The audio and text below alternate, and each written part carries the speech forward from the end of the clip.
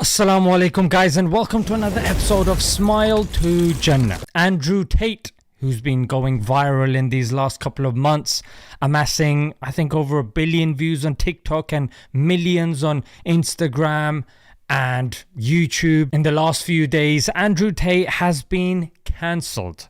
Cancelled and banned from all of the main social medias. Yes, you've heard me, and bear with me right here. So he was banned on Twitter, I think a couple of years ago. Now he was banned on Facebook and Instagram, which you should know, they're both owned by the same company, Meta. He was banned on YouTube, that's owned by Google, and he was banned by TikTok, which is a Chinese company. Apparently they had a beef with America, and you would have thought if America or the West has got a problem with somebody, TikTok would be doing the opposite. But what's interesting is, in a couple of days, all of the social medias in unison removed him. Removed him.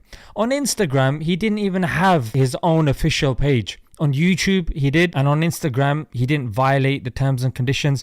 So the point that I'm trying to say is, this is very suspicious. Whether you agree with him, whether you don't agree with him, the principle that gets put forward is freedom of speech. That's what gets put forward, And let's take that and use that as a yardstick, because it gets used internationally. And especially as Muslims, we're very well acquainted with that term, because anytime Islam is ridiculed and the Prophet Muhammad, peace be upon him, is insulted, even though in our religion that's a big offense, we have to contend with freedom of speech. No problem. Let's have a look at the freedom of speech at this moment in time. So Andrew Tate has been wiped out. One thing before I continue that I notice about this is, it seems that the power amongst the social media seems to be centralized. Whilst to the unsuspecting public, it's somewhat known that, they're separate, and Instagram separate, Facebook separate, YouTube and TikTok is separate. Everyone's doing their thing. No, when it comes to this, there's a head. There's a head. What's interesting is Donald Trump, he was banned on social media. And what's interesting is George W. Bush and Tony Blair, who were responsible for the war in Iraq, the killing of 1 million Iraqis, in an illegal war. Tony Blair was knighted, and George W. Bush, the pathetic creature that he was. And you're working hard to put food on your family. Who could have possibly envisioned an election in Iraq at this point in history? Underestimate.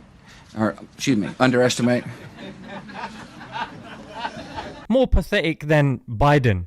Well, I don't know. He's pretty out there,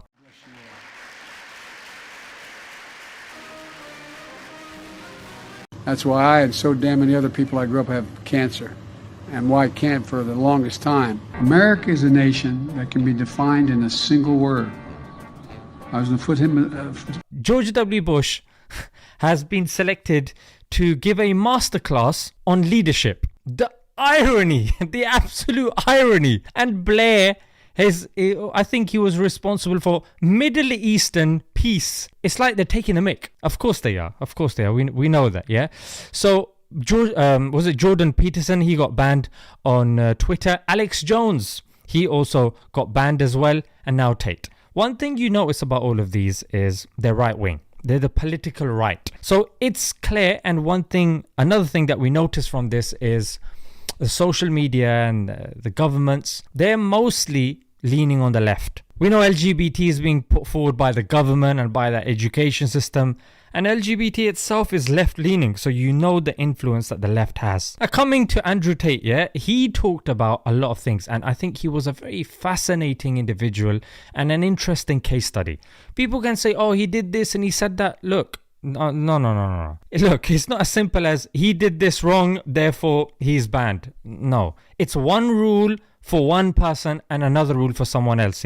Let's look at Cardi B. Cardi B admitted that she drugged and robbed men, but now she's the flag bearer, one of the flag bearers of feminism. KSI, one of the biggest YouTube personalities in the UK, he had something called the RAPE face. That's what he had. and you'd make this face and, trivializing RAPE. No, obviously disrespect towards him, but point that I'm trying to say is he put out a tweet saying, yeah, it's good that he's banned, but people are so short-sighted. It's the few inciting figures today, but it will move on to other people. Like, oh yeah, it's Trump. Like, Trump's bad. Look, they'll start at the people that are at 10 in terms of controversy, then they'll move at a 9, then an 8, then 7, 6, 5, then it's you and me. But who will be left to defend us? So Cardi B didn't get banned, KSI didn't get banned, and there's loads of figures that are online that have said and done stuff, but they have not been removed. Logan Paul, what happened with him? Yet he's still back up. He was not removed. So I'll make this point again. Even with Andrew Tate, some say that he was removed because of hate speech. Some say he was removed because of misogyny. Some were saying it's because of this news story that he did this with a woman and all of that. Okay, was he charged? Has he been to court? Like Alex Jones, he's in court now. You have a system in place. Use the system. You can't say, there's a system. And look, the system is not clear. It's one rule for one person and another for someone else. And what's interesting is, especially as Muslims, we're very familiar with this because there is an inherently biased policy in this country towards us. It's called Prevent. And through Prevent, even when we're traveling, we get randomly selected under Schedule 7. And in Prevent, little kids that have said stuff in class that have been misconstrued have been sent towards Prevent. What is your views on homosexuality? I don't like it because Do you understand, with the culture in England at the moment, there's nothing wrong with being gay. People should have that right, just as you've got the right to practice your religion, you've got the right to be a Muslim. They've got the right to be homosexual, haven't they? The same right to protect you, protect them. So it worries me that you say you don't like homosexuality. But it's against my religion. So how am I supposed to like it? There's a difference between liking it and accepting it.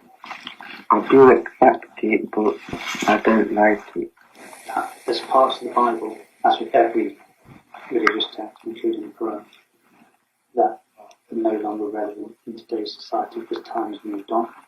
And a brother that I know, you know what? Let's hear what he has to say. I was approached by the MI5 in 2013 with an offer to spy on the Muslims. I rejected their offer. Since then, I've been Schedule 7 every time I travel. I've been harassed by the police constantly. On my last Schedule 7, one of the police officers asked me if I had military training. I said I didn't. And his follow-up question was, not even paintballing? So I asked him, since when has paintballing been classed as military training? So this whole notion of freedom of speech is pathetic, yeah? Did you guys know that there is something called the D notice? That the government can influence the media and the news if they deem that, this bit of news we deem it to be risky for national security. And we know, okay, national security, all right, cool. But this has been misused. How was it misused? It was misused when it came to Biden's son, Hunter Biden. It was the whole laptop scandal. He left his laptop somewhere and there were a lot of funky stuff on there and it got discovered and it would have been detrimental to Biden. So the FBI turned up to Facebook. And here's what Mark Zuckerberg himself said.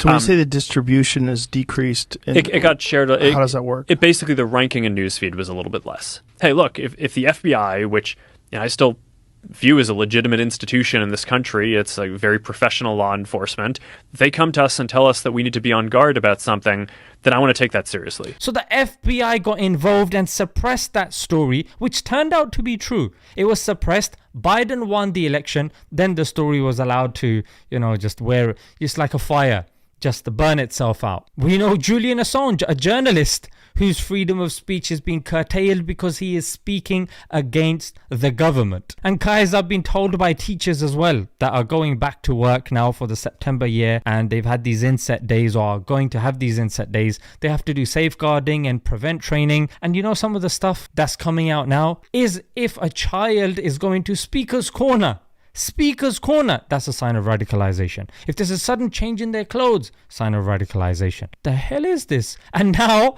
Andrew Tate's been added in. Yeah, Sky News reported that teachers have been told to be on a watch out and listen in to what the kids are talking about with regards to Andrew Tate. And the thing with Andrew Tate was his marketing I don't think was as effective as it could have been. He did too many things and he didn't have a filter. Like in Islam, we know to have a shura, a consultation. With him, he just said stuff unfiltered. Yes, he was playing characters and people couldn't tell the difference between his satirical comments and took bits out because that's what people were doing, taking clips out, putting them on TikTok, and that's what people knew of him. But he was talking about like masculinity. He was talking about the masks, those masks for men to have economical independence and get out of the matrix. He talked about obviously Trump, and he was very positive towards Muslims as well, which some people say he just wants to get the Muslim crowd. No, but he was appealing to the right crowd, the political right crowd. So for him to